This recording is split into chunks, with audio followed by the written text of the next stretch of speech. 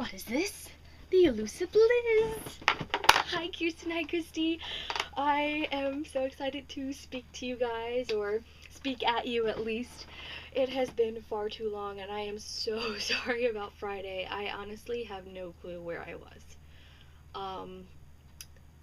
Yeah, Friday was just one of those days that I didn't even realize it was Friday. Like, it didn't feel like Friday to me, and I honestly don't know what I was doing that day, now that I think of it, but I was somewhere doing something thinking it was probably Thursday, and then Saturday rolled along, and I knew it was Saturday, but it still hadn't clicked that the day before was Friday, because I was so busy on Saturday, what with the Arden Fair, and just running around doing errands afterwards, that I didn't even think about recording any video. Like, I hadn't even gotten, to be honest, I haven't even finished our book of the month, but I was still planning to make a video to at least admit to that, and I just plumb forgot, and I apologize. But anyway, on to our book review, Ready Player One, which was my book choice, which makes it even more unfortunate that I did not get to it on time. However, I did read it finally, and overall, I quite enjoyed it. Christy, Christy, I'm pretty sure you're the one that said it.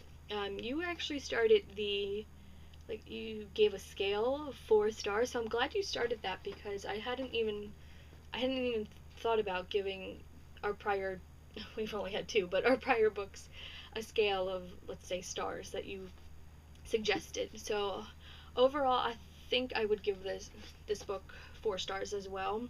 Kirsten, you were close. You were close to 4 stars. You could have given it that extra quarter of a star. Come on. Anyway, I'm just kidding. So yeah, I gave it 4 stars. Sorry, I was just messing with my notes because this time I was actually somewhat prepared. So let's get to it, shall we? So like I said, 4 stars, and I think what I'll talk about first is the writing style and the world building itself. And I always like to consider an author's writing style, because just as an English major and as an avid reader, that's what I look to the most. I want something to move me. I want to keep going. I want to understand the pace. I want to understand the world. I want to understand the characters that live in this world. And I want to feel as if I'm a part of it. And I think what helps a reader to become part of a work is the writing and the style in which the author chooses to convey these characters, this world, this message, whatever that message may be. And I really enjoyed this writing style. It kept me going once I finally did get to it. But yeah, once I started reading, I really got into it, and I feel like Klein's writing style really helped there. And I felt it relatable. I felt the narration relatable. I felt like that voice became not necessarily my voice, but it became something I could easily be a part of. So as a reader, it's always nice to be included in the piece of work, so that's always nice. And that kind of moves into the world itself, the world created. I found it believable, even though it's distant but not too distant future. I think it was just enough to make it believable and feel as if our society, especially here in the US, could really reach that moment, especially something like computers these days, where computers and technology, where that's taking us. I think we could really reach that type of movement towards the Oasis or a program similar to that. So yeah, I found it believable, and just enough to make me nervous, I guess, of where we're going, and make me question where our society is going.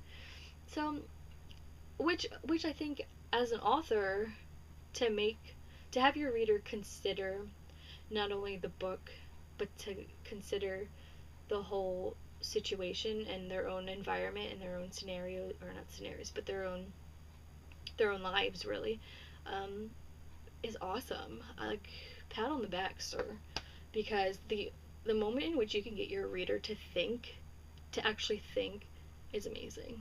Like, I really think that's awesome, and I love books that make me think, and I feel like I actually considered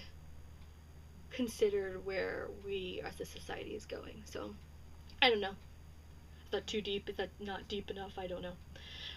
But yeah, I really enjoyed the writing style, the world, and I guess the message. I really got a message out of this book, so that's always nice. So moving on to the characters. H, you guys already mentioned this. I kind of guessed where that was going. I can't remember if you guys I don't know, should we do spoilers here? Because I don't know if anyone else watches these videos, but yeah, anyway, H thought something was up with him. Something was up with him. So, but you're, yeah, I don't know, I really enjoyed that character. I'm glad she, that person, um, I don't know, it was a really good main character to have along with us for the ride. So, I enjoyed H. As for Wade, I enjoyed him some moments I didn't, to be honest. I feel like he's part of the reason why I kind of took away a part of a star. Um, yeah, I would say at least a quarter of a star was because of him. Um, like, I think, Kirsten, you said it, it was just too much teenage angst going on. And yeah, just too much teenage angst. And I'm gonna get to that later.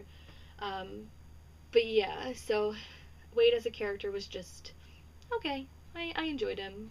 More good moments than bad, but still, you know, he's your main character. You gotta root for him. So I rooted for him.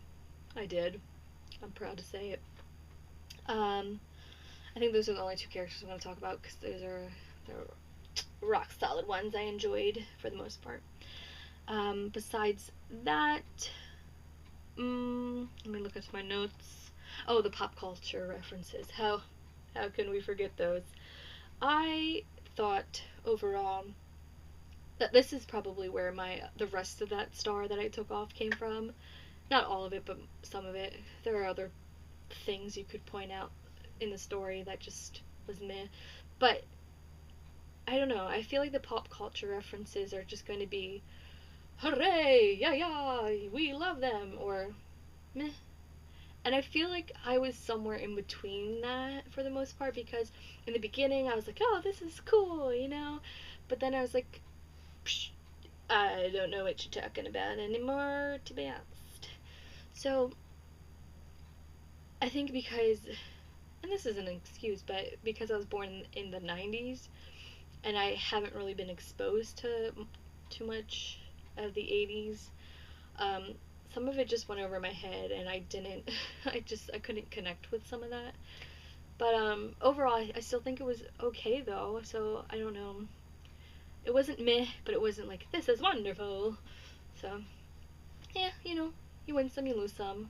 I'm sure other people loved it. You guys enjoyed it. So I feel like it still added to the world. So it wasn't too bothersome. But I just wish I understood everything. I did enjoy. They did it more so in the beginning. Let me see if I can find it. Excuse me. Um, it, I just flipped to the beginning, but they put like those, oh my gosh, the footnotes at the bottom, and it did explain, um, at least in the beginning, some of those 80s references or what what was being referred to. So I wish they did that throughout the whole thing because I thought that actually would have been funnier to do that. But I took what I could to be honest. So it worked out in the end, I think. So I think it worked out. Besides that, overall story, thumbs up. I think my choice of Ready Player One was worth it. I enjoyed it. And that actually going back to enjoying that overall and talking about teenage angst. I want to talk about me as a reader and what probably could have is probably the reason why this took me so long to read and to pick this up is that the past, I would say, since student teaching, which was earlier this year, I have become such a pessimistic reader, and I didn't want to read anything. I just myself as a reader went on a hiatus, and I could not figure out why I didn't have the knack or like the willpower to read. And I think, and Christy, you were kind of helping me out on our walk the last time you were here in Delaware, or before you left. Um, and I think me as a reader is transitioning, and I'm discovering that I no longer want the romantic young adult that I used to read. All those that genre of, you know, the lovey-dovey romance that is in most young adult books. And I'm trying to move away from that, especially since now that I'm older, and it's just not what I'm into anymore, and I hadn't quite figured out where I wanted to go from there. So me as a reader was just really confused, and there's so many options. I go to a bookstore, I'm like, that sounds good, that sounds good, that sounds good, but I never know what to buy because I was just pigeonholed into that one genre that I always read, and I don't know. I picked up The Night Circus because Christy recommended it, and I loved it. And I loved Ready Player One, which is, I'm pretty sure, still counted as young adult. Correct me if I'm wrong. I honestly don't remember if this is young adult. But I think what I'm realizing, and Christy, like you said, you told me, I think I'm moving into sci-fi and like fantasy, and just, you know, a little bit of romance is always good. That never hurts anyone. But I think I'm done with, you know, the young adult romance. Not young adult, but just young adult romance. So it was kind of nice to finally realize that. You know, after reading Ready Player One, I kind of get it now. I'm not get it, I get myself now, I guess, as a reader. So that's always nice once you figure that something like that out, because I can finally read again, and I'm just like, yes. I have so many books I want to read. I have, like, even books that still I would say classify as young adult romance. Like, I feel like I could read that now, knowing that that's not who I am. It's not just, I'm not just that genre. I can expand and explore my horizons. Yeah. So, yeah, that's about it. Besides that, in other news, congrats you guys on starting grad school. I'm so excited for you guys. You guys are going to be amazing, and just keep up the hard work. You guys are going to rock their socks off. Is that the saying? I hope it is, but you guys are just gonna be amazing. Um, just keep at it.